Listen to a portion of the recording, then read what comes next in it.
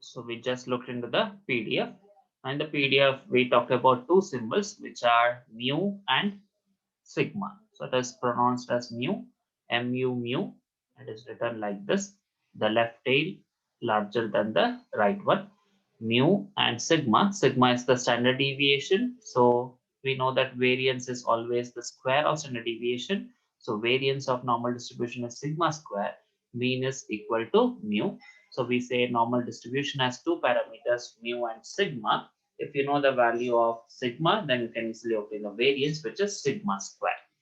Now coming to the question, while studying binomial and Poisson, we said binomial can be approximated to normal. Poisson can be approximated to normal. So we saw that when n is very large and p and q are almost equal, that is p tends to half, n tends to infinity. In that case, we said that our binomial becomes normal. So this is the connection between that. So whenever we are approximating the distributions, we approximate the means and standard deviations also. The mean of binomial is np, variance is npq, therefore standard deviation becomes square root of npq. In normal, mu is mean, sigma is standard deviation. So by taking mu equals np and sigma equals root npq, you can answer the binomial question where you have p close to half and tends to infinity. Now, similarly, in case of Poisson distribution, we have lambda larger. In that case, you can apply normal distribution to answer the problem of Poisson distribution by taking mu is equal to lambda and sigma is equal to square root of lambda. Mu equals lambda and sigma equals square root of lambda, because in Poisson mean is lambda, variance is lambda, standard deviation becomes square root lambda. So by taking these as mu and sigma, you can easily apply the normal PDF and compute the probabilities. Okay, so just theory part is sufficient for you. No problems on the approximations. We'll just solve problems on actual binomial, Poisson, and normal. Now coming to the examples of normal. So as said, you can give the examples of binomial also. So binomial becomes normal when n is infinity. So instead of just checking how many defectives are there out of 10 items, increase your n, finding the number of defectives out of 1000 items, out of 10,000 items, and then counting the number of deaths in a city which is affected by a pandemic in a day. Definitely large number of deaths will happen, so lambda is large. Therefore, that also becomes an example of normal. And you can think about some continuous variables also. So as said, normal is always continuous. Your marks, your age, IQ of the students, life of electric equipments like electric bulbs or mixer, your grinder, weight of the newborn babies, weight of apples, weight of students, height of persons, height of soldiers, height of students, marks scored by students in various examination. Could be the marks in the competitive examination involving negative marks, then the salary or income of a person, time taken to achieve some work. All those are examples of normal variable. You think of any variable which is in nature, you can always model that variable to be normally distributed. You can always model that variable to be normally distributed. That is the reason why this distribution has been given the name norm, because normally it is applicable to all the variables. But when you look into the actual definition of the distribution, it is because of the person called as Gauss, Carl F. Gauss. He is the famous personality mathematician who looked into this distribution, and he gave this distribution the name Gaussian distribution after him. Gaussian distribution ಅಂತ ಕರ್ದ. But ಅದಕ್ಕೆ ಮುಂಚೆನೆ ಬೇರೆಯವರು ಕೂಡ normal distribution distribution ಅನ್ನೋದಿದೆ, ಅದು ಏನು ಅದರದ model ಇನ್ನೋರ್ಗೆ correct ಆಗಿ ಗೊತ್ತಾಗಿರ್ಲಿಲ್ಲ. But they were suspecting that something is happening with respect to the law of errors, and they call that as it is a normal behavior, it is a natural behavior. And later Gauss gave the complete form of that, and he called it as Gaussian distribution.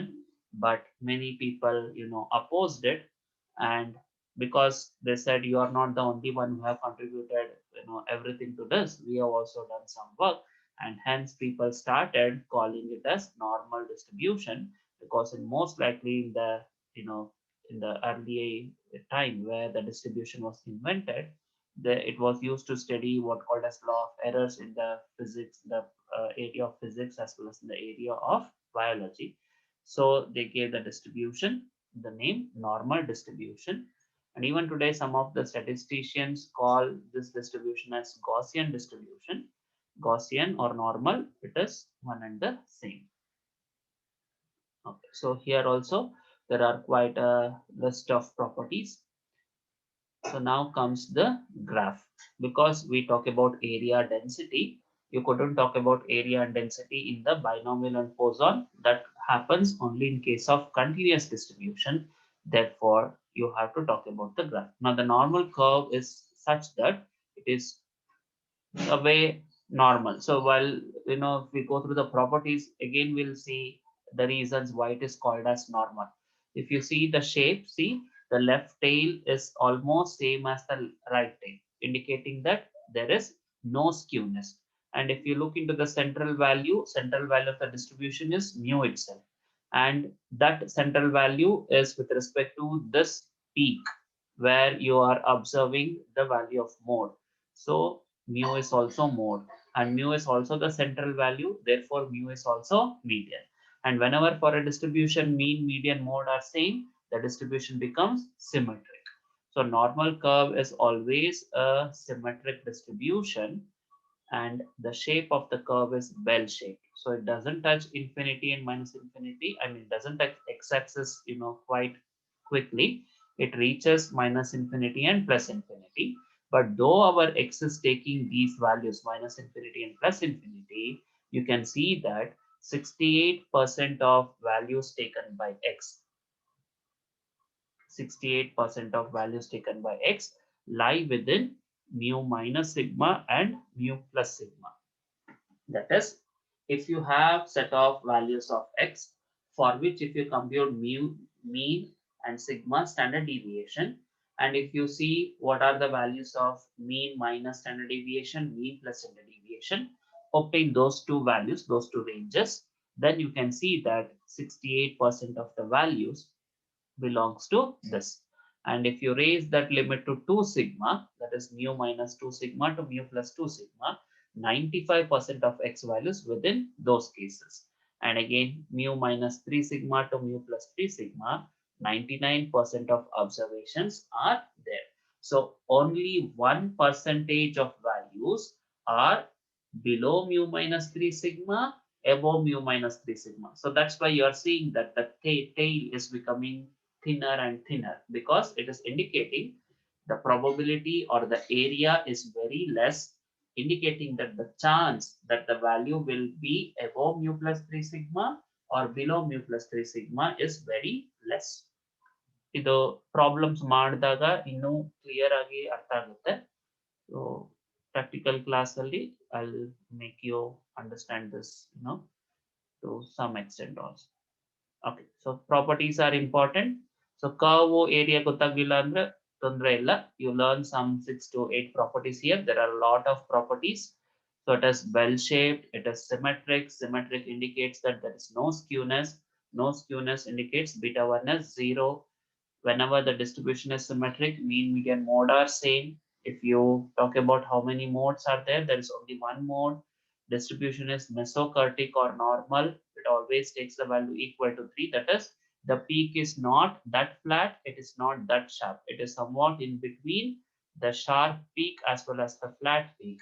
Therefore, we say it is mesokurtic or normal.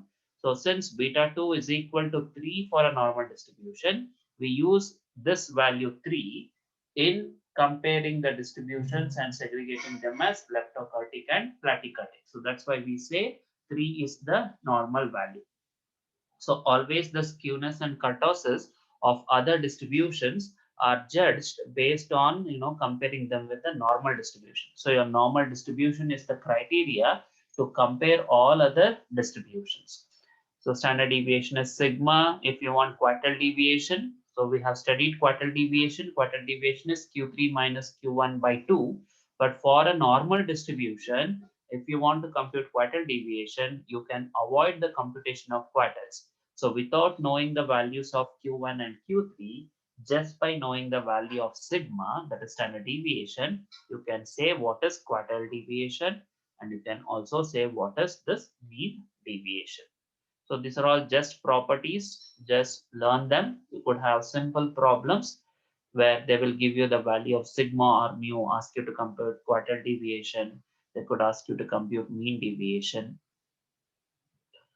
And I guess those are sufficient. And eighth property is important, and 9, 10 also. Okay. So for a normal distribution, moment. So we haven't talked about moments exactly. So time being, you see that this is the formula.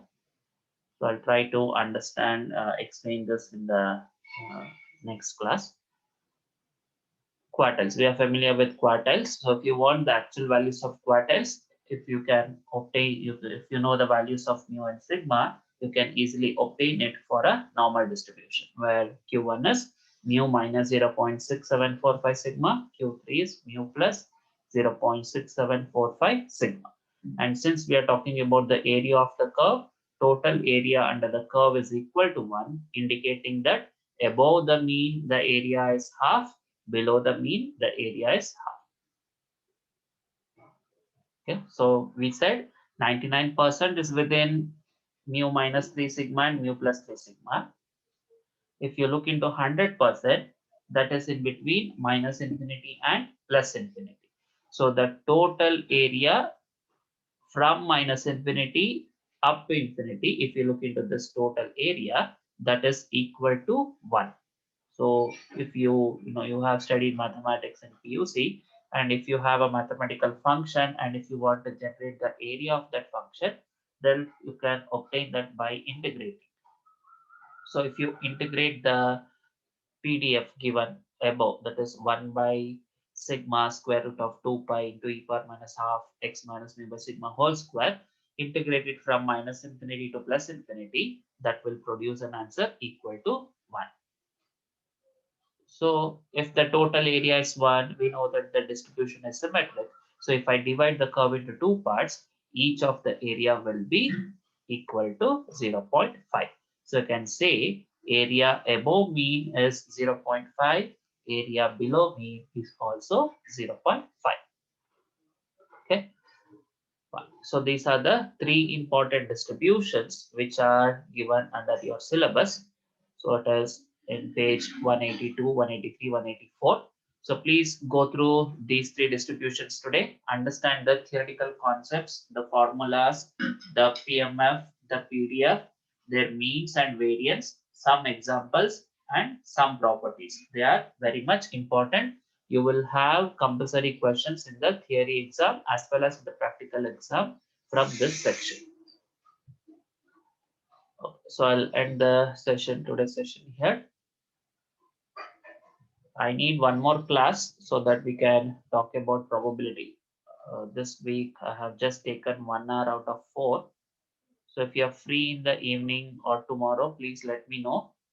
I'll take just 1 hour session or 40-minute session so that practicals related to this or the previous could be completed. So did you complete the previous practicals probability? ಎಲ್ಲ Sir, problem only 3 questions left, sir. ಹಾ ಅದು ನಾನು ಮಾಡಿಸ್ಬೇಕಾ ನೀವು ಮಾಡ್ಕೋತೀರಾ ಮಾಡ್ತಾ ಇದ್ದೀರಾ ಗೊತ್ತಾಗ್ತಾ ಇದೆಯಾ? Sir, 1 ಮಾಡಿದ್ವಿ ಗೊತ್ತಾಯ್ತು, 2 ಗೊತ್ತಾಗ್ಲಿಲ್ಲ ಸರ್. ಓಕೆ ಸರಿ, ನೋಡೋಣ. ಸಂಜೆ ಫ್ರೀ ಇದ್ದೀರಾ ನೀವು ಇವತ್ತು? ಸರಿ, ನೀವು ಡಿಸ್ಕಸ್ ಮಾಡಿ ಹೇಳಿ. ನಾಳೆ ಯೂಶಲಿ ನೀವು ಫ್ರೀ ಇದ್ದೇ ಇದ್ದೀರಾ. If not early morning, late evening, late afternoon also fine. So please try and give me an hour so that we can complete those practical pending cases? Yes, sir. Okay.